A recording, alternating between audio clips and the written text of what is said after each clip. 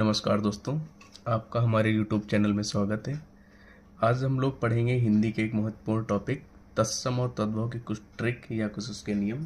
ठीक है, ये इससे एक क्वेश्चन हमेशा एग्जाम में आता ही है, एक या दो क्वेश्चन फिक्स है आने। ठीक है, तो सबसे पहला नियम जो हमारा है कि कोई शब्द दे रखा है तो कैसे हम तत्सम पहुँचानेंगे या तद्भव पहुँचानेंगे। ठीक, तो ये हमारा सबसे पहला नियम है।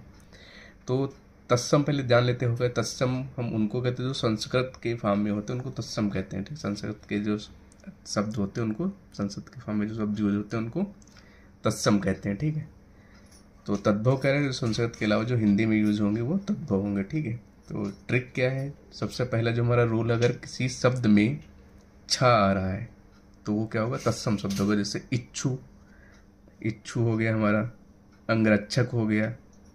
ठीक है, नेक्स्ट हमारा अच्छी, तो ये सब क्या है, ये हमारे तत्सम है। ठीक है, अब इनका तत्भव फॉर्म क्या होगा, तत्भव कैसे पहचानेंगे कि ये तत्भव है या तत्सम है। अगर शब्द में खा है या छा है तो वो क्या होगा, तत्भव होगा। जैसे ईख, इच्छु का क्या होगा, तत्भव ईख होगा। अंगरक्षक का अंगरखा होगा।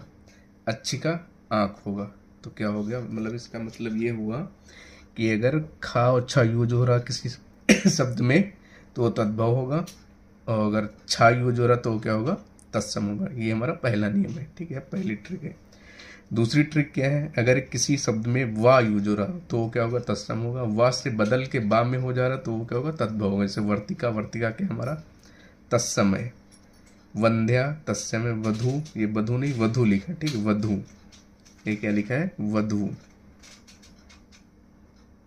ठीक है, वधु, वधु क्या है हमारा तत्सम है। वधु का तद्भव क्या हो जाएगा, बहु, बांझ, बत्ती। ठीक है, तीसरा नियम क्या है, अगर हमारा किसी शब्द में री आ रहा है या रा आ रहा है, ठीक है, तो क्या होगा, वो तत्सम होगा। जैसे जैसे अगर हम बात करें, नक्र हो गया, नक्र का तद्भव क्या होगा, नाक होगा। नृत्य हो गया, नाच होगा। चंद्र हो गया, चांद होगा। ठीक है, तो ये थे तत्सम के कुछ ट्रिक्स। नेक्स्ट रूल पे हम जाते हैं। नेक्स्ट ट्रिक क्या है हमारी, नेक्स्ट नियम है जो हमारा, इसमें रूल नंबर 4 में अगर जैसे किसी शब्द में स्रा आ जा रहा है, सारा सलजम वाला या षटकोण वाला सारा, तो वो सब जो शब्द होंगे वो क्या होंगे, सब तत्सम में आएंगे। किसमें ये सब क्या है, तत्सम।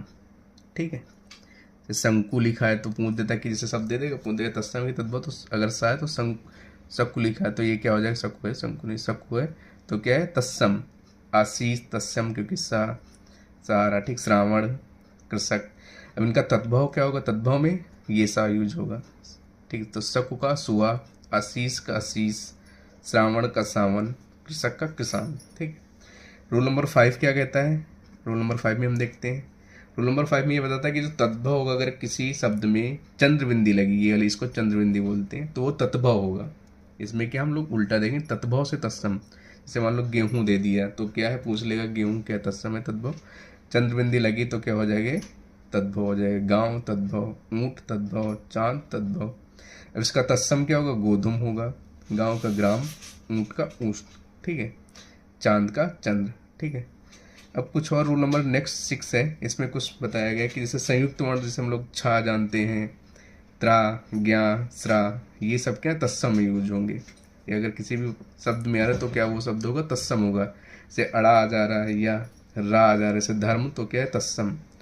प्रणाम तत्सम, ज्ञान, श्री, ये सब क्या होंगे, तत्सम होंगे। तो ये कुछ रूल थे जो आप लोगों के लिए बहुत हेल्पफुल, ये मतलब ये रूल्स का यूज़ करके आप 90% क्वेश्चन सही कर सकते। 90% क्वेश्चन पे ये रूल या ट्रिक लागू होते हैं, मतलब 90% क्वेश्चन सही हो जाते हैं। ठीक है, तो आप लोग देखिए और चैनल को सपोर्ट कीजिए, सब्सक्राइब कीजिए।